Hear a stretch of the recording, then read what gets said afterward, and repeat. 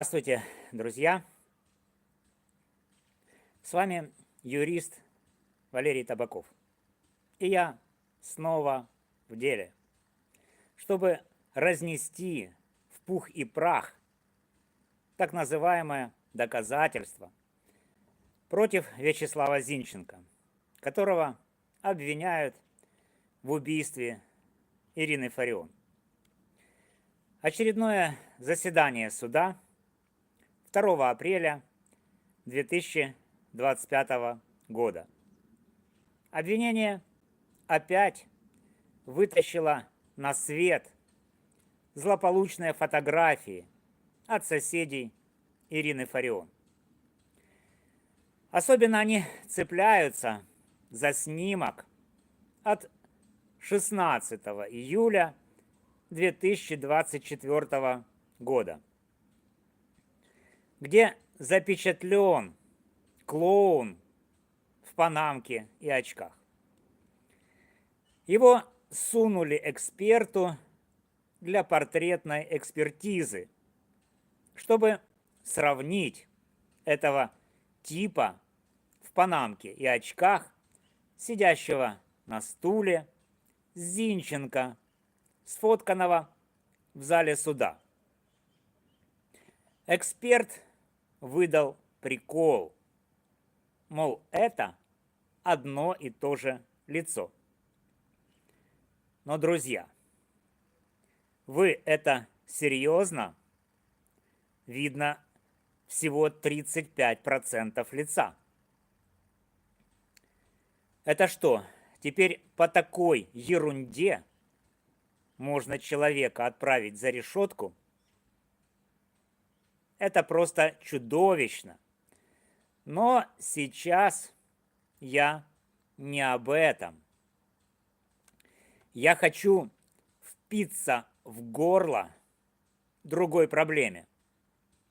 Той, как обвинение нагло раздувает жалкий факт, проведенной формально и с вопиющими нарушениями экспертизе до космических масштабов.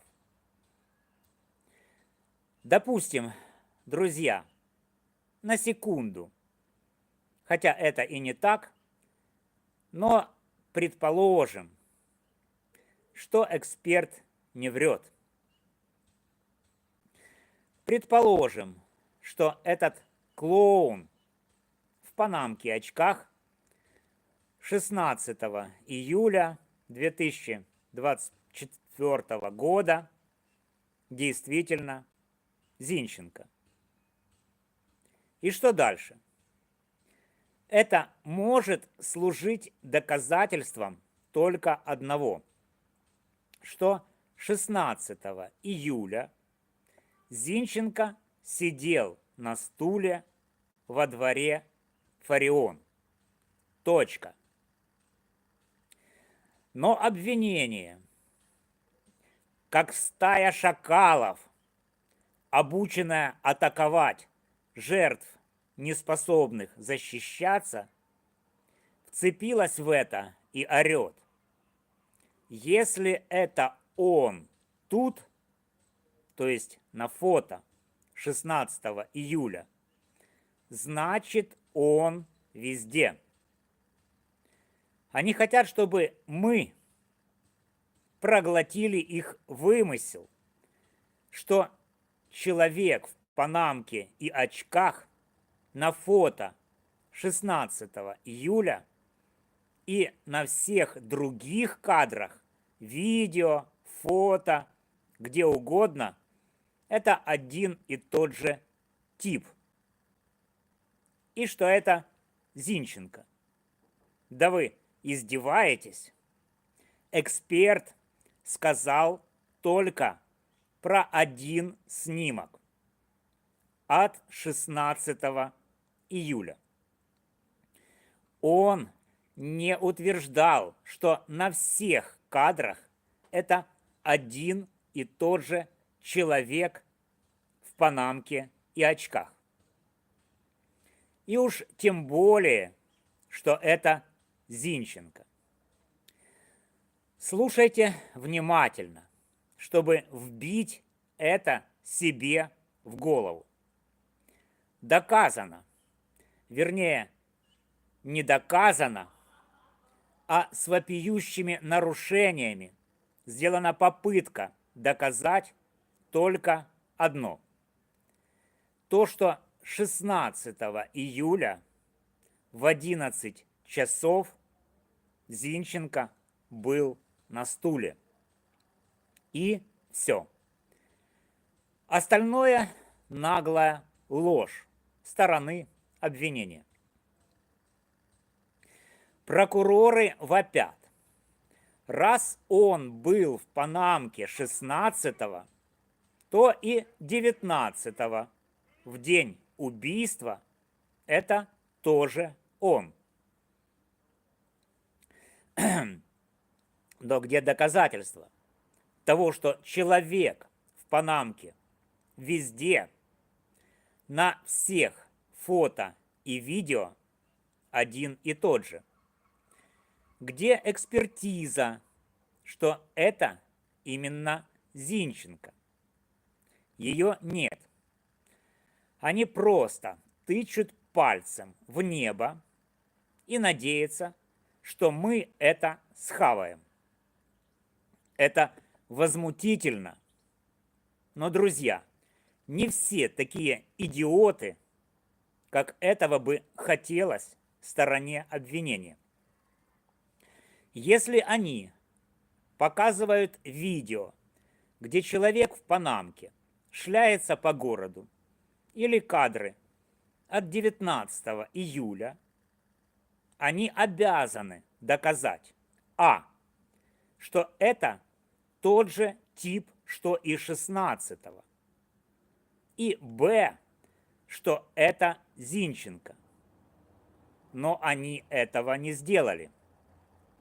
Эксперт не смотрел кадры от 19 июля. Эксперт не смотрел видео шляющегося по Львову клоуна в панамке и очках. Нет ни единого подтверждения, что человек в панамке и очках на всех записях одна личность. И что это Зинченко. Они просто лепят нам Горбатова, типа, ну, он же был 16-го, значит и 19-го, и всюду это он. Это бред. А что если вдруг это разные люди? Где анализ? Где факты? Где экспертизы? Вбейте себе в голову. Сделана попытка доказать идентичность Зинченко и клоуна, запечатленного только на фото 16 июля. Все остальное – это неприкрытые фантазии стороны обвинения, рассчитанные на лохов. Они орут, что человек в панамке 19 июля во дворе на Масарика 3 – это Зинченко. Но где экспертиза? Ее нет. Это только предположение и фальшивка, а не доказательство. Они хотят нас одурачить. Но мы, друзья, не такие идиоты, как им бы хотелось. А суд – это не квартал 95. Действия стороны обвинения построены на факте. На каком? Оказывается, факт типа того. Фамилия Зинченко начинается на «З». Что отсюда следует? 35% фамилии Зинченко совпадает с фамилией Зеленский. Что отсюда следует по версии стороны обвинения? Из этого по версии стороны обвинения следует, что Зинченко – это Зеленский. Вот какой фокус-покус, друзья. Как опасно иметь фамилию, начинающуюся на ту же букву, на какую начинается фамилия президента. Можно меня наградить и премировать, как весь доблестный состав участников следственной группы. Шучу. Но почему бы эту шутку не использовать для сценария юмористической репризы и выпустить на сцену в качестве популярного шоу?